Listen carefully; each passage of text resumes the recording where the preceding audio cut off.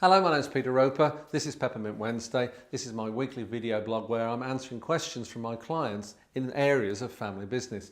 This one's really interesting as well, which is, are these values a help or a hindrance? Are these values a help or a hindrance?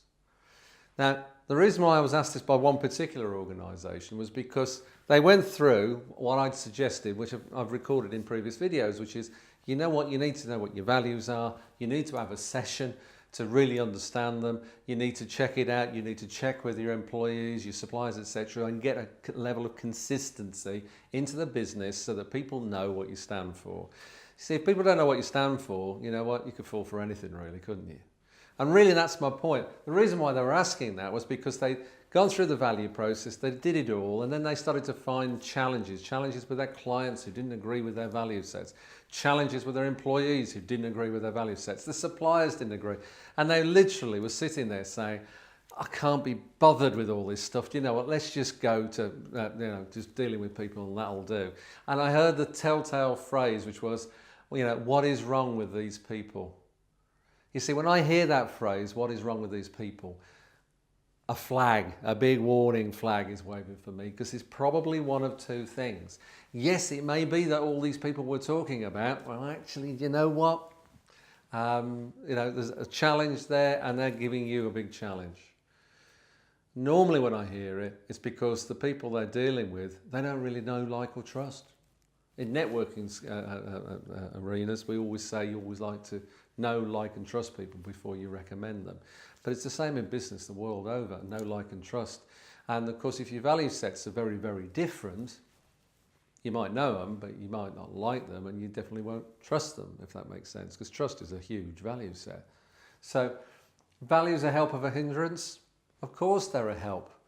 My suspicion was, and proved to be correct, that they'd paid lip service to sitting down about their values. They wrote down a list of about 25 different words, all that explain about values, and they said, yes, we're all of those, and so what we'll do is we'll deal with everybody because those are our values, because of course everybody else's values are the same, and they miss the fundamental point.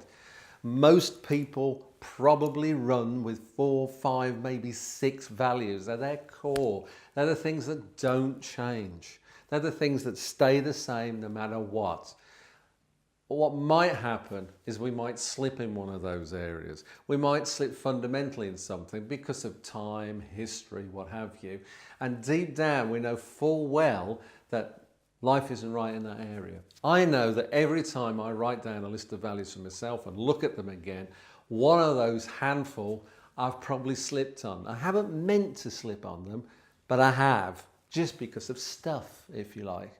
And so then I would realign myself with it and say, okay, what have I got to do to get this back on track? Now the thing is they didn't want to get back on track.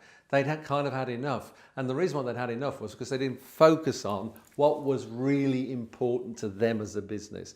The way that they do business, the way they deal with people, their clients, their suppliers, everything around it, that they got a level of consistency. Because what I know to be true is this: if your values are operated inconsistently, then guess what? It's better. Life is better, business is better, the people around you are better, because we all know where we're coming from effectively.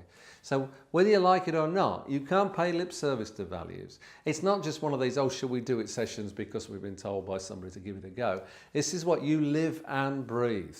So therefore, you need to spend the time and effort. If it's not working, then you question yourself first of all. Once you know that you're on message with yourself, then start to question the values within the business, the way they are delivered, the people that you employ, the way that you deal with people, the way that you deal with suppliers, clients, etc., as I've discussed in previous videos. So to me, are they a help or a hindrance? Well, they're a hindrance if you can't be bothered to do it properly. They're a heck of a help if you are prepared to invest the time and effort to make them work properly for you. So that's it. So go on social media, send me an email. I always respond to them personally. Let's see how we can talk about values, about being a help and not a hindrance. But for now, my name is Peter Roper. I am the family businessman. And remember, if I can help you in any way, just let me know. Thanks for listening.